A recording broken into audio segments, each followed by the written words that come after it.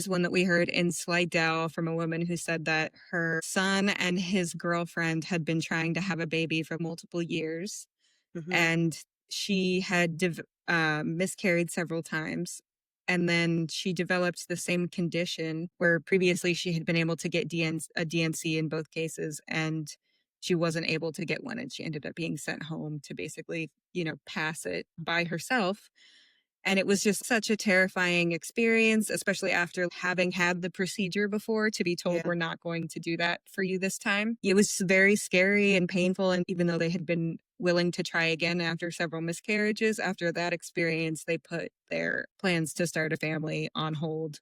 And that one really spoke to me, and I think speaks to other people, because it's not very pro-life that this family is not willing to be pregnant again in Louisiana, Yeah. where they were willing to accept the risks of another miscarriage because they're afraid that healthcare is not going to be available if they need it and if her life is in danger.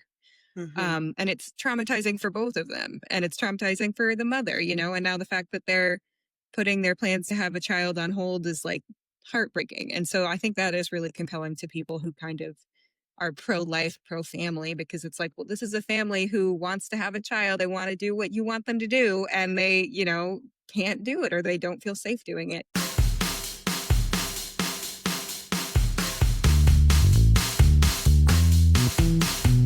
Welcome to Seriously, the podcast that dives into the baffling, We can't send them to a prison where there's animals, where there's livestock. the ridiculous, I like omelets better than sex. and downright unbelievable political climate in red states like Louisiana. So we can't go there. There are no vegan jails. Seriously. Seriously. Welcome to Seriously. I'm your host, Michelle. Today, Ellie is out. I believe she's doing something fun related to like Halloween in New Orleans. So good on her. But that's okay because we have an awesome guest today. We have Grace Arkfeld. Grace is one of our canvassers at Lift Louisiana and our lead canvasser and volunteer coordinator. And I'm so happy to have you on the podcast to talk about deep canvassing, Grace. Well, thank you. I'm so excited to talk about it and everything that we're learning on the canvassing trail. Awesome. Well, as you know, we like to start out by talking about our seriously moments of the week. So, do you want to get us started today? We knock on doors to build community, and Louisiana is turning that into a crime. Seriously. So, explain what you mean by that. I was kind of referring to all of the laws that are criminalizing the helpers, making it, illegal to drive somebody out of state to pick up a prescription for somebody for an abortion medication, or even helping somebody cross state lines. It's just like that could apply to carpooling. That could apply to so many things. Yeah. And we're, kind of like knocking on doors and trying to tell stories that kind of teach people that their neighbors are like affected and suffering, and that, part of what they should do to be good neighbors is have empathy for people who have unwanted pregnancies. And so it just kind of feels like being neighborly and community oriented is now being criminalized. Yeah. I mean, I think that's a really incredible point. And like, as we saw in the last legislative session with that civil liability bill, they were trying to make it so that all kinds of people tangentially related to someone's pregnancy would be able to sue anybody for helping them. It's not very Christian, I would say. Yeah, I mean, we were even talking about, promotion materials and merch that said like love your neighbor, because, going door to door, it's like that's who we're talking to, your fellow parishioners in St. Tammany Parish and Jefferson Parish. And it's like we're definitely hearing that this is hurting people. Yeah, that's a interesting way to be thinking about this in the context of doing the work that you're doing. I think mine this week really has to be the demolition that's happening at the White House. I had like a oddly and completely unexpected emotional reaction to seeing images of the demolition that's happening, like the destruction of pretty much the entire East Wing of the White House. I'm not a particularly sentimental person or like overly patriotic when it comes to kind of like symbols, but I don't know. I guess the symbolism here of Trump just really taking a wrecking ball to the White House is pretty on point with kind of everything else that's going on. Definitely. I mean, it's giving us like good pictures to use for some upcoming stories for sure. Yeah. Yeah, it's funny because my family and I were actually just in Washington, D.C. We went there for a football game the previous week and then decided to stay another couple extra days for the No Kings March. So we Mm. were just at the White House, kind of my first time seeing it. And I was just like texting my dad, like, I'm glad that we saw it while we could. I didn't realize that we got in there like just under the wire. But it's crazy hearing about that and his new, planned monuments, the Ark, literally just after having been there. So I guess go see the rest of it before it's too Before big. it's gone, right? I know it's pretty unbelievable. I mean, who does that? It's like I rent my house. Like I would never like just like completely invest. I mean, at this point, they're saying what $300 million in making improvements on a house that I didn't own. So they're like that's another kind of big seriously. It's almost as if he doesn't intend to not live in the White House at some point. It's pretty That's a unbelievable. fair point. Yeah. Yeah. I have a lot of family in Maryland, and I've spent a lot of time in the summers. We would visit my dad and we would go to DC at least once during the summer and go on tours and so yeah, a lot of the stuff in DC has a lot of sentimental value to me because of that. I remember touring the White House and it's just depressing, honestly, especially because no matter how fucked up this is, there's not nobody's going to do anything to stop him. I don't even know legally that you could do anything to stop him. And the damage literally has been done at this point. So, Right. oh my God. All Yeah. It's right. crazy to think that it's not even symmetrical like the iconic image. It's like half of that is gone. And who needs a ballroom to fit 1,000 people? I mean, there were plenty of event spaces around DC when we were there. They've got some pretty nice convention centers, hotels. Yeah. Um, It didn't it just seem feels like, wild. yeah, it didn't seem like hosting state dinners was a problem for previous White Houses. I don't know. I guess it just wasn't big and gaudy enough for this guy. What was crazy is we actually, for the No Kings March, went from the Capitol kind of area up to the White House. And of course, when like, I don't know, we might have been like the 50th people in there, but like not that many people in the park that kind of surrounds the White House. And Mm-hmm. it was like sort of as we were walking up that they had a random closure and just decided to close the park.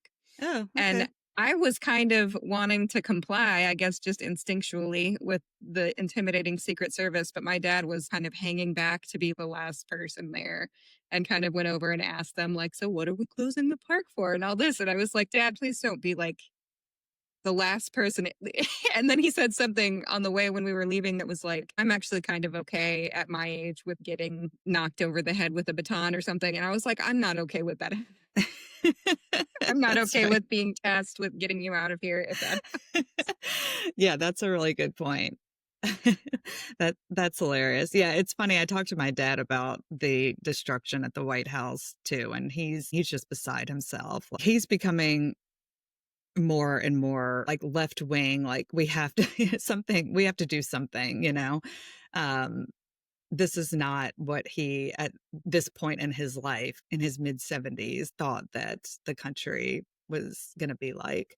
It's fucked up for all of us. Well, let's get into what we're here to talk about today, which is canvassing. As I mentioned, you are the lead canvasser and volunteer coordinator for Lift Louisiana's deep canvassing program, which is called the Abortion Equity Initiative. And so this means that you're leading these values-based conversations, both in St. Tammany, which is where we started the program, and then now in Jefferson Parish. And I like that you wrote this, that you're applying behavioral change theory to build empathy and shift attitudes around reproductive rights. You have a bachelor's in anthropology and sociology from Knox College, and you have a master's public health from Tulane. So I guess I just kind of wanted to start off just knowing that little bit of a background. You didn't grow up in Louisiana. So, like, how did you get here? And just a little bit more about how you grew up and like the values that you grew up with, how you're kind of applying those. Yeah, for sure. Well, I kind of decided to get my master's in public health during the pandemic because there was a lot going on, obviously for everybody, but not just with the epidemic itself, but I really saw people in my family and community affected with mental health issues. And also Mhm. there was a shooting in my community in 2021, kind of while we were still half in quarantine, actually at a local grocery store. And that kind of was the only place that we were, really going at that time. So kind of like the center of our social life. And it just really felt like there's all of this research out there and all of this kind of evidence based stuff that we should be doing to minimize all of this and like help Mhm. society run better. And instead, it just felt like we're doing the opposite of what we should be doing in so many of these things that I'm just seeing those impacts like ripple out, even as people who aren't as directly affected by some of these things as others. So I kind of my initial interest in getting my public health degree was violence prevention, which Tulane has a big like gun violence prevention policy lab, which I spent some time in and at the Violence Prevention Institute while I was a student there. Also a part of my degree was my specialization was social behavioral and population sciences. So I learned a lot about behavior change theory and the social and behavioral kind of aspects of health and how to do research on those things even and how to quantify behavior change. And so when I kind of saw this opportunity right after getting my degree to work on actually applying behavior change theory, which is very theoretical, on abortion access, which is obviously such a major public health and health equity issue, especially here in the state, to apply so much of what I learned from my MPH program. Yeah, the behavior change theory and how to quantify and measure behavior change. And also, I was so interested when I first got started learning about the research that went into this program and how outcomes are also being measured, out of Mhm. our conversations, which I know has kind of been adjusted over the course of the time we've been doing this. That's also really exciting is like the tailoring of the program. And because people have done versions of it, like about Texas and Planned Parenthood, Maine, but obviously Louisiana is its own place. So we've learned a lot about tailoring and making the program work. And also just to see it be more and more successful and now expanding it into Jefferson Parish and training volunteers and seeing the volunteers be very engaged and excited about what we're doing and asking to come back and when are we canvassing again, just feels fantastic. It's hard to kind of actually see the result of the work you're doing sometimes when you work in public health, but it's really to see like join a pilot program, which is very innovative and requires a lot of adjustments and a lot of tailoring and learning how to do it. And then to successfully overcome those challenges, make the program Mhm. stronger, and then expand it and kind of know that whenever I leave, I'm leaving behind a legacy of like creating the model or developing the model to change hearts and minds, which is another thing that feels good to be doing sort of like deeper underlying work Mm. than like I kind of said those outcomes. A lot of what we consider a successful conversation we learn about in the training is even just completing a conversation with a voter or Yeah. getting them to share a story. I mean, there's just like so many kind of little markers because when we first started doing this, we were really saying like so much of the progress that we feel like we're making in these conversations isn't necessarily reflected in the scale. And so how do we get people to understand the scale better and to actually track some of that movement? What are other indicators we can use? Yeah. So I feel like I've just learned so much and I feel very fortunate to be at the beginning stages of such an innovative and important program. Well, we are super fortunate that you are interested in this because you've like really sunk a lot into it and you have this academic curiosity that you're bringing to it, which is interesting. This is one of two episodes that we're going to do on Deep Canvassing. We are going to actually have a conversation with Amy at a vow in the next episode. So, just for our listeners who don't know, deep canvassing is a different approach to having conversations with voters.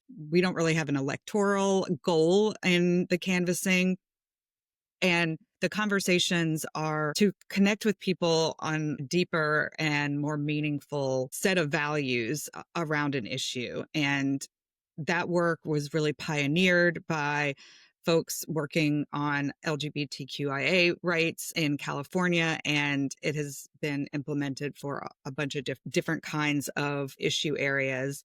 But doing this around abortion is not something that we see in a lot of places. So, a vow in Texas, and as you mentioned, Planned Parenthood in Maine.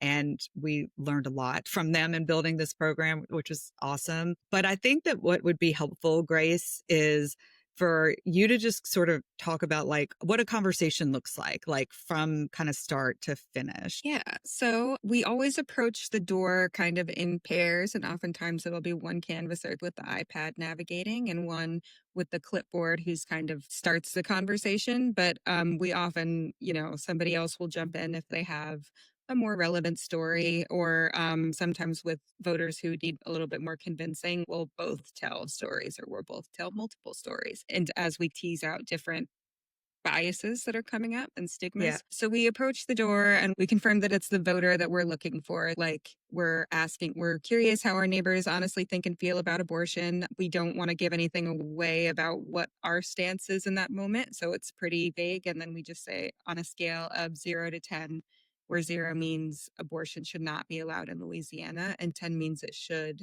where would you put yourself on that scale? And we kind of arrived at that because we were saying, like, initially, how do you view abortion, or like, should abortion? And people were kind of, designing their own society hypothetically. And we're like, okay, well, we are talking about like legality here. Yeah. So yeah, like just 0 means it should not be allowed and 10 means it should. Where would you put yourself? Yeah. So wait, can I ask you about that? Because I think that was one of the interesting sort of learnings that we had early on, how we had originally asked the scale question. People they were thinking about it personally for themselves and not whether this Yeah, should like, be would like a I get an policy. abortion? And so there were some Exactly. people who definitely said, I think abortion should be allowed. I don't think there should be any restrictions, but I'm a 0 because I wouldn't get one. Or like, a lot of people, and some people still kind of say this, they're like a 5 because they don't think that they should be able to tell anybody else what to do. And I'm like, well, Got that it. sounds more like a 10. So we kind of tried to center it in the reality of should it be allowed in the state? Because that's Yeah. really what we're asking about, is not if you could design a United States of America, how would abortion fit into it? Because some people would say, I don't want to vote on it because I don't trust that the government is ever going to do anything positive for us. And that's kind of another related stigma, is the stigma against political participation. And there even being a point to having this conversation or advocating for it is kind of a whole other stigma. Yeah, we found that people understand it best when we say 0 is you don't think it should be allowed. 10 is you do think it should be allowed. And then instead of telling them in the middle are maybe some reasons, or just let them choose something in the middle if they feel like it's in the middle. Right. And most people understand that better than we went through several different versions of that question. But where we landed is should not be allowed in Louisiana versus it should. And then the voter will give us a number, or maybe we'll have to fish a little bit more for a number, but still kind of take in everything that they say. And they start sometimes pre-answering the next question, which is, all right, why are you a 10? Or why are you, a 4? What, inform that number. And then, what shaped your views on abortion? Why do you feel this way? Have you always felt the same way about it? Have you ever known somebody who's had an abortion or considered having one? And people, answer these questions out of order all the time. They'll start talking about something right as soon as we walk up. Once we've kind of identified where they are, identified what their stigmas might be, we transition into telling a story. And I've really found that it's the most effective to tell stories from other doors, because I do have a story about somebody that I know who's had an abortion that I've used a couple times, but it's a lot more compelling to say, well, we've actually been doing this now for like a year. And we've talked to a lot of people in Slidell. We've talked to a lot of people here in Jefferson Parish. And here are some of the things that people have told us. And that just kind of convinces them there are people who have something to say. We're not like, there's a point to what we're doing, even if you're not 100% on board with having this conversation. Yeah.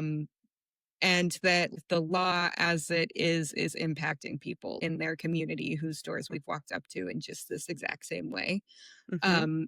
And I think that is more compelling than any kind of my friend or, some people. Like it just is a lot hits home when we say, no, we're doing this in Jefferson Parish and we've heard Yeah. these things in Jefferson Parish. So then we elicit the reaction from our story. And if, there's more sort of stigma, we follow up a little bit more about how does that impact your feeling on abortion? What do you think about, the situation? And then we also move into the state of things in Louisiana right now. So telling people that currently there's no exception to the abortion ban for rape or incest. The only exceptions are if the mother is likely to die or the fetus is likely to die, but how vague that language is makes doctors not comfortable interfering when there's any doubt, and that can put patients' lives at risk. And then oftentimes that leads into more storytelling because we have heard, stories specifically about that.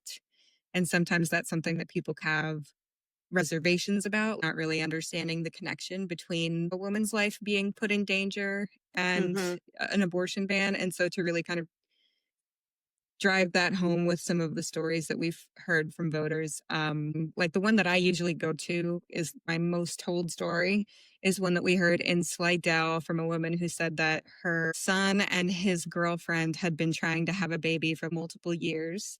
Mm-hmm. And she had miscarried several times. And then she developed the same condition where previously she had been able to get a DNC in both cases, and she wasn't able to get one. And she ended up being sent home to basically, pass it by herself. And it was just such a terrifying experience, especially after having had the procedure before, to be told Yeah. we're not going to do that for you this time. It was very scary and painful. And even though they had been willing to try again after several miscarriages, after that experience, they put their plans to start a family on hold. And that one really spoke to me, and I think speaks to other people because it's not very pro-life that this family is not willing to be pregnant again in Louisiana, Yeah. where they were willing to accept the risks of another miscarriage because they're afraid that healthcare is not going to be available if they need it and if her life is in danger. Mm-hmm. And it's traumatizing for both of them, and it's traumatizing for the mother, and now the fact that they're putting their plans to have a child on hold is like heartbreaking. And so I think that is really compelling to people who kind of are pro-life, pro-family, because it's like, well, this is a family who wants to have a child. They want to do what you want them to do, and they, can't do it or they don't feel safe doing it. And then, we've heard in the same vein, like there was this one man who was very knowledgeable. He answered no to having ever known somebody who's had an abortion or considered having one. So we were kind of confused because he was beating us to the punch. We were like, why are you so well read about the current state of abortion rights in Louisiana if this doesn't affect you? And he said that his wife was pregnant with their first child. And so he was staying up on the news so that if there was any moment where he needed to advocate for her or they needed to go out of state or something like that, he would be prepared. And again, I just kind of thought like, this really isn't a pro-family policy where this couple who, thankfully he said there's no pregnancy complications. It seems to be healthy so far from the time that we talked to him. But the fact that not even having any medical conditions, this is on his mind. There's so many better things he could be researching as somebody about to have their first child, but all of this energy is consumed with, we know some people are being failed by the healthcare system in the state. So how do we make sure that that doesn't happen to us? So just to kind of hear even just that impact on families who haven't even had the need for it has been really kind of stunning. And so those are stories that I might tell like in tandem to tell the, story of this couple that it happened to, and then the ones that are worried about it to kind of say, this is having a negative impact on family planning and on, people who want to have kids and people who are married. It's having an impact on everybody. Once we've told our stories and kind of addressed everything that they've brought up to tie up the conversation. If it's a really strong conversation with somebody who's supportive of abortion, we'll ask them about doing an action item. I think at one point we did messaging representatives about Rape and creating an incest, exception yeah. just for minors who have been victims of rape and incest to the state abortion ban, which is something representatives voted on in this past legislative session, to tell them how you want them to vote. And we have a pre-written note that you could also edit or alter it any way you wanted, just saying I'm for or against this particular piece of legislation. I think it was one representative in Jefferson Parish was one of the final votes against. So I was very excited around that time when we were talking about expanding it to Jefferson Parish, because I was like, that's somebody who could use some emails from her constituents. What we do when we don't have something specific is just sign them up for Lyft updates, which are often about, things, stuff on the ballot, and also events that we have. We've had a couple like cute Democracy on the Rocks cocktail hour to get together and talk. And a city council member in Slidell ended up attending, that one. There's a community of like-minded people, and there are things that we can do, even if it feels like there will be a lot of pushback in this state. I think there's also a lot of community, and there are incremental steps that we can take, even if we can't vote right now on universal access to abortion. How open do you feel like people that you're talking to, that you're actually able to have a full conversation with, are interested in learning more about this, getting information, or doing some sort of action? A lot of people. We've actually been thanked by quite a few people just for doing this. And a lot of people have absolutely taken our brochures, signed up for updates on the spot, asked us if they can donate anything. I mean, we even had one person say if we knew anybody who needed a ride to an abortion clinic out of state, that they would be willing to drive. We're not really on that side of things, but we were like, that's great energy. Thank you so much. Yeah, people have been pretty open, and I've actually been really shocked by how quickly people are willing to tell us stories about abortions, miscarriages, abuse, sexual violence, things like that. I think a lot of people just haven't really been asked about, that, or how that Mhm. shapes their views on not just abortion, but dating, life, everything. And so it kind of just comes out because people are really ready to talk about some of these things. There's Yeah. people who really don't have that much resistance. And I've been really shocked also just by how many people have been personally impacted. I didn't know this at all, but I think the national statistic is something like 1 in 4 pregnancies ends in miscarriage or doesn't go all the way to term or something like that. And Yeah. we really see that on the doors. That, if somebody has had like 2 or 3 kids, they've probably had a miscarriage. And people volunteer that information. I don't think they ever have an opportunity to talk about it. I've really learned doing this that when you're driving through the suburbs, most of these houses have people who have had some kind of um, miscarriage, pregnancy complication, and can definitely sympathize with people not being able to get care in those situations. Yeah.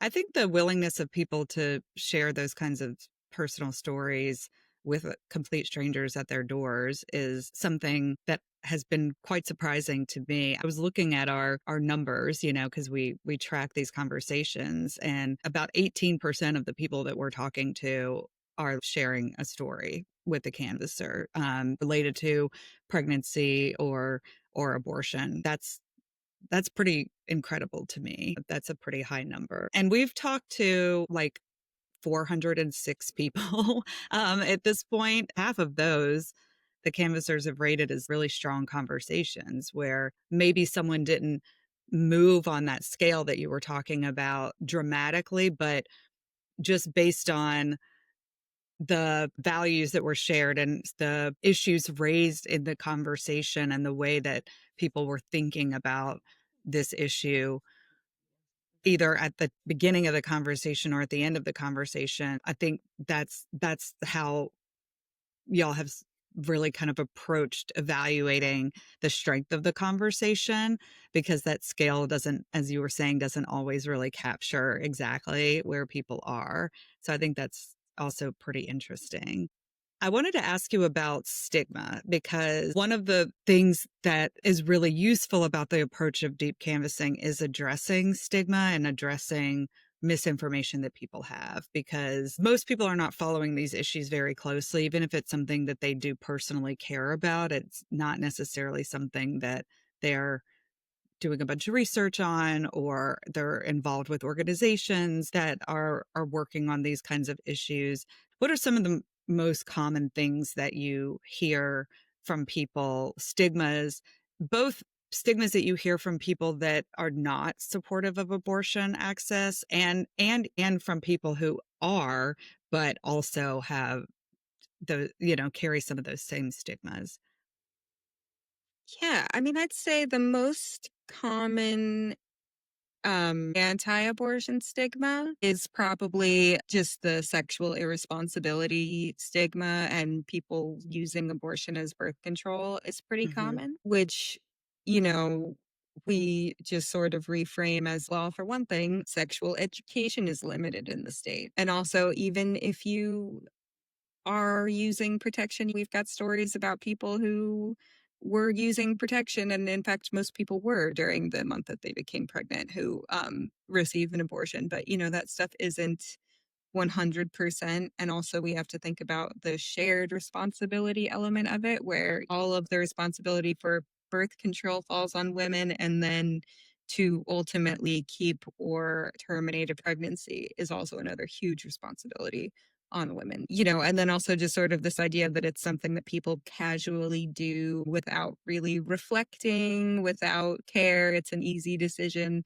We just kind of tell stories to show that the reality is different to how people get to that point. It's a lot more complicated than using abortion as birth control. Another story that we tell is, or another stigma that we run into a lot is, of course, religious stigma. And that can Hmm. be harder to combat. But again, I just try to stress that the way that these policies are really not pro-life, not compassionate, and all of these other Christian values, that if people in your community are going through things like rape, miscarriages, and having that experience worsened by this policy, then that's something that we need to care about if we hold these values. For people who are supportive, there is a lot of stigma about irresponsibility. I think there still is a lot of judgment Yeah. about people who find themselves pregnant, because I think there's just a lot of stigma about sexual irresponsibility. And I think, again, a lot of that, it falls disproportionately on women. And I kind of point out the double standard of putting that pressure on women and then also expecting them to, deal with the consequences. Like, my personal story that I brought to this is, I had a friend in college who got an abortion, and at that time it really was her making the difficult decision at the end of a long line of people just kind of passing the buck.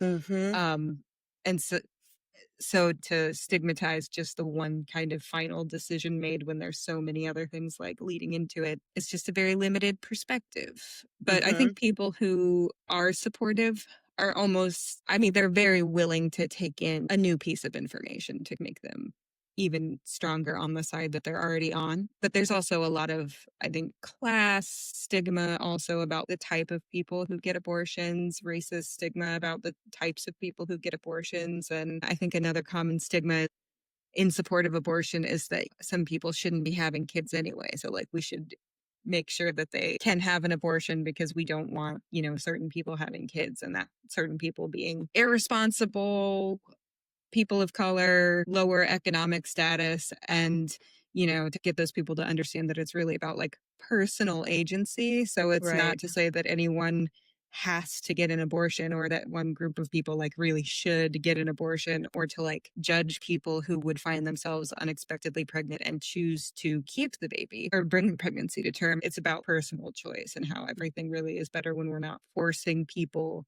into these situations. There's just so much stigma. Well, Um, Let me ask you, what kind of biases do you think sometimes canvassers bring to this that either you've recognized in yourself or you've seen as now someone that's leading and training canvassers? Yes. I'd say definitely kind of one of my most frustrating moments as a canvasser that I wish I had handled a little bit better was this one man who really didn't believe in the concept of maternal mortality. Like, he didn't believe that women ever died as a result of pregnancy complications or even had like serious health complications as a result of pregnancy. And so we again kind of approached that with storytelling. And he was really insistent that anyone who ever has pregnancy complications can just get a C-section. And why would there ever be an outcome where we're not able to bring the baby to term or at least incubate or something? And so again, we're like trying to explain the reality to him that a C-section is something you could only do very late in the pregnancy. At Right. not every point can you just, remove the fetus and it can live on its own. And also the complication might be something where the fetus isn't going to survive. Like, there's so many, reasons Yeah. why a C-section is just not a fix-all to any pregnancy complication. But he just Also, it's a kind of major surgery that shouldn't be forced on people, but okay. Yeah. right, Yeah. exactly. It's way more invasive than an abortion in Yeah. many cases. It's completely unnecessary. We kind of tried to get there with him, but he, I think, just really wasn't hearing it because I think he had been told at some point that a C-section is the perfect answer to everybody who's pro-abortion. So he really just held on to that. And I was particularly frustrated with him listening to stories of other people who we had talked to and not really caring or not being willing, like always having an answer for everything, not being willing to really kind of empathize or to accept a basis of fact, And so at Yeah. one point I was trying to say that it comes from knowledge and from talking to people, and I use the word educated. I kind of have an understanding of this because I'm educated, which I think really not only was reinforcing some stigma that he had about the people who are pro-abortion, but also gave him an out to no longer engage with anything else that had been said and just completely focus on the fact that I used this word and said that I was more educated than him. If there was ever a chance of getting anywhere in this conversation, I definitely ruined it by using that word. And I did kind of apologize for the way that that was said. And what I meant was it comes from talking to people who have had this experience, but it's so hard to like that back once you've insulted somebody, essentially. I mean, I don't know, just because of how stubborn he was being to begin with, whether we could have actually made that progress. But regardless, I kind of walked away like, all right, like that's even something that we learned in training. That's why we don't belittle people, essentially. I mean, I think you're right. I think he felt talked down to, and Mhm. yeah. Yeah. Right. And I was trying to kind of say, like, it comes from information, it comes from studying public health, it comes from science. But I think there is really this idea that we're combating in public health that the people in the scientific community and the healthcare community really do talk down to a large segment of society. And people aren't actually wrong to feel that way. So when they feel like you're doing that, your messaging is just completely ineffective. And I think that's kind of where so many things like anti-science kind of bias has snuck in, is where people feel judged for not understanding Yeah. or not, having information or having been given misinformation. Also, especially people of faith, people that grew up in faith communities, they're constantly living their life trying to reconcile things that they believe that are in conflict with things that science is telling them or the experts are telling them. And I think that willingness to just stand firm on the side of faith and belief is very strong and growing stronger, I think, as you're talking about sort of the erosion of trust and respect for the healthcare community and scientists and expertise and whatnot. What do you gain from these conversations, Grace? What are you taking away from this? I mean, I think just like the ability, like that conversation really taught me to approach it as a concerned citizen, as a concerned neighbor, maybe a neighbor who has this training and this information, but that it really is about, I want better for the people in this community. Mhm. I want better for the people whose doors we're knocking on and their kids and, their neighbors and all of that. And so to really kind of think about it like, I don't know more than them. In fact, they know a lot more about Louisiana and have been through a lot more, in this state in terms of politics than I'm even like up to date on. So, to not come at it from an expert perspective, but to come at it from the perspective of listening and getting the voter to really take up most of the conversation because every bit of information that they're giving you about why they feel the way they feel is important, at the very least, to like our understanding of how people feel. And it really does kind of feel like if you can go up to a door in Louisiana and talk about abortion, make the case for why abortion should be legal, why, we think it's best for mothers and children and family and communities, and work through whatever bias they might have and really like come to a shared understanding with people who are willing to understand this issue differently than they did at the start of the conversation, then you can be really effective communicating with anyone. There's such a polarization and, like you said, less of an ability to do things like this, or at least it feels like there is when we're hearing from, these polarized opposites. But we've definitely spoken to Trump supporters and we've had conversations with people who definitely disagree with us politically in many ways. And even if we're not able to get them to a different point on the scale, we definitely get them to a place of at least making more space for this issue, understanding why we're on the side of it that we are and that we don't have bad intentions. One of the most impactful conversations that I think was kind of a turning point for me in canvassing was back in Slidell. There was this man who was a 0 on the scale, mostly for religious reasons, and because I think he and his wife had gotten pregnant when they were dating and, decided to get married and raise their kids. And that ended up working out really well for him. Like he loves his kids and his family. And so his kind of attitude is, you should embrace it when there's a Mhm. surprise pregnancy. Like, I understand that it's hard, but people should step up. So he didn't move at all. But at the beginning of the conversation, he was very confrontational, asking us why we personally would be going door to door, because I think he just couldn't understand why somebody would advocate for abortion. And after telling many stories with him, because it was a very long conversation, we at least got to the point where he called the current ban a piece of shoddy legislation. So he Mm. understood that there are consequences to the way things are legislated now. And there's a reason, even if you don't think abortion should be allowed, to legislate this carefully. This piece of legislation needs to be debated. It's not just no abortion ever. If we're going to do anything, it needs to be well thought out in a way that doesn't impact women's lives. So we at least got to women's health is negatively impacted by this law, which is a huge step, I think, for him. Yeah. The conversation ended with him asking what our names were again and shaking our hands, which was just such a different way of relating to us than he had in the beginning. So even though there was no movement, we really felt like he will make more space for these conversations around him, won't be as defensive the next time somebody, brings this up. Maybe the next time he hears a story on the news about somebody being turned away from a hospital, he will kind of have a better understanding of why that was, because he had also shared that his wife had had a DNC at some point. And so he was really affected when we said, no, we've been to people's houses. And I told that same story. We went to a woman's house who said, his son's girlfriend was not able to get a DNC after having been able to get them before Roe v. Wade was overturned. Yeah. And so, like, this is happening.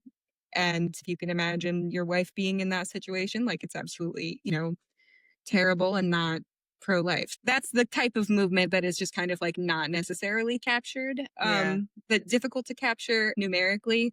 But it really feels like the culture of Louisiana will change if people who are strongly against abortion even get to that point that he's at by the end of the conversation. And so that's why it feels good to be doing this with everything else going on, because I Yeah. think I would maybe be panicking more in the way that I see other people panicking if I weren't going out every weekend and seeing how it is possible to appeal to people. We're not as opposed on everything. It's like we can disagree about what's best for everybody, but we are also out here trying to do what's best for people in this same community. Yeah. One of my last questions, maybe not the last one, but one of the last ones, I think, is how you're taking care of your own emotional well-being when you're having these intense personal conversations. How are you processing things both in real time while canvassing and then when you step away from it and you're,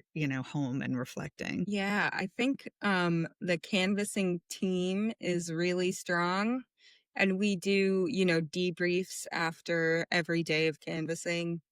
Um, and we also listen to some recorded conversations that we've had together and talk about them. And it's just a very like open and safe space to share even things in conversations that we don't think that we did well, Mhm. or things that shocked us, or things that were really funny but we kind of couldn't laugh at them as they were being spoken. And I think that is kind of the most important thing, because it is, even if it doesn't feel like it in the moment, like it's hard emotional labor, and so we do depend on each other. And we've had conversations about how you kind of can't talk about the work that we're doing with people outside. Like, I mean, if you kind of try to talk about your day with other people who don't canvas, it's a little bit difficult because we have such a unique experience and such a unique bond that I think we really couldn't do it without bonding with our fellow canvassers and getting to know them well.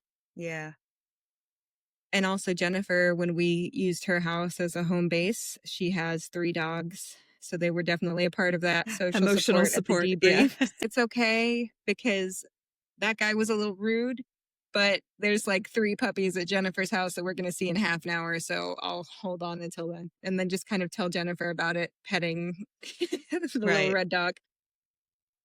So Jennifer is the field manager for Yes, the the field canvassing organizer. program. So yeah, the field organizer and the canvassers become, a very tight knit little group. And then honestly, I think it helps my mental health when I'm not doing it. I think maybe that wouldn't be the case in every political time, but these days it is just nice to feel like I made some progress this last Mhm. weekend with a couple of people, and to be able to kind of hold on to that as I'm hearing about all of the horrible things that are happening. And When also you're like staring at a having picture people of the demolished West Wing, right, or East Wing, right? exactly.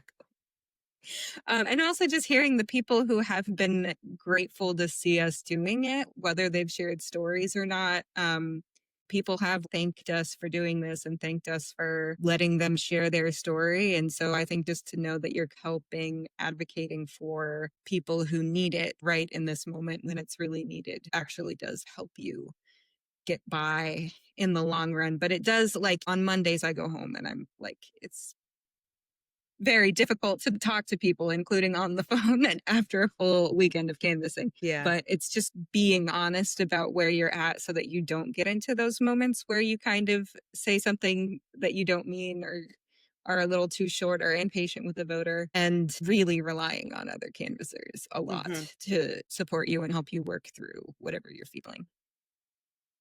So we just started training volunteers a couple months ago and teaching other people how to do this. We'll put a link in the show notes if anybody is interested in getting trained and volunteering. If you're listening to this and you're in the greater New Orleans area, you can sign up. We'll send you some information on upcoming volunteer trainings. I guess my question for you, Grace, is what do you think are the qualities that what do you think makes a good canvasser? I would say just curiosity and compassion and a willingness to work through or sit in um, uncomfortable moments. I think you do kind of have to have compassion for why somebody feels the way that they feel, even if you disagree with it and think that that's not necessarily what you would do with those feelings. Understanding that for them, it comes from a lived experience in a lot of cases. And so to really kind of meet them where they're at. But also, I think it's really the curiosity, because we work through everything else. All of the skills are things that you kind of pick up. Mhm. But I think that willingness to find out why that is, Ask be follow-up questions, right, yeah. ask follow-up questions, not just like panic and run away. I don't mean to say that like we don't all feel that the first time somebody opens the door, because it very much is like you go through your training and then someone actually opens the door and you're like, oh my gosh, I'm about to have a conversation about something that we're taught is really socially taboo to ask people. And I'm going to be asking them all kinds of personal questions. But, it's like, it's their prerogative to answer or not. And a lot of people answer. So I would really just say it's the compassion, the curiosity, because even the volunteers who we have shown up who have done fantastic and led conversations their first day going out volunteering and canvassing, which they're always in pairs with a more experienced canvasser. So it's never going to be a volunteer is just left out, you know, by It's like, themselves "Here's the having to. script, good luck." Yeah. Yeah, exactly. Someone will be right next to you ready to jump in. Um, but, we were really kind of amazed, and the canvassers, we could tell, were also really impressed with themselves and proud of themselves for how, it's intimidating for everybody. And my first couple of doors, I was definitely nervous enough that the person noticed and was like, are you okay? But you just kind of like, as long as you're willing to kind of stick with it and be curious, even within that conversation, it'll end up going well. Our volunteers who we've had from our first couple of weeks doing this are already asking about when they can come back and really excited to lead more conversations, because you do feel so accomplished getting to speak to people about this and just feeling like you even just held a bit of information for somebody.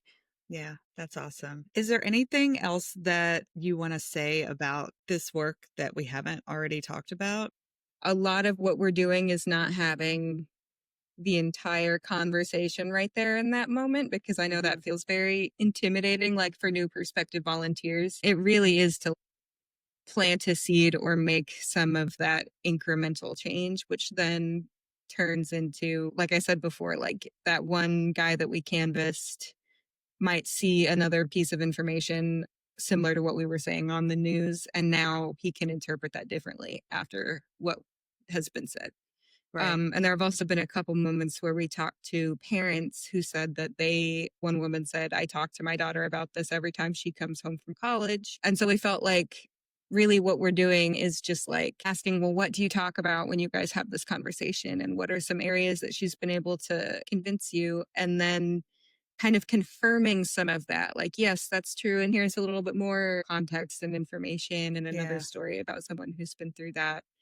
So it's more like we're just kind of helping her daughter, who's really doing the long-term work with Yeah. her own mom, to just support, and do this next little bit of pushing, because it takes a lot of moments of pushing. Yeah. And we've also had somebody, our first conversation in Jefferson Parish was this woman who said she really had her mind changed from voting as a single voter issue on pro-life, just filling out the ballot for whoever was against abortion, to being 100% pro-choice, complete switch. And she said that was a series of conversations with her daughter-in-law. So she was really excited to see us out here doing that same work with conversations that incrementally move people along. So I guess that is the last bit of insight that I have. Well, Grace, I really appreciate you doing this with me and having this conversation. I know Thank it's you so been much for having me. I was yeah, so excited. it's been a journey that we've been on together, and I couldn't be more thrilled about the team that we've built to do this deep canvassing work. And I hope that we can continue to grow it by recruiting more volunteers. So let this be Absolutely. inspiration Me to as well. anyone who's listening. And we will be back next week with another conversation about deep canvassing, but from Tejas. So we're going to be talking to a Val from their perspective, working in Texas and having a little bit of a different approach with their canvassing program. So I hope everybody has a nice week, and we'll talk to y'all again next Monday. Bye.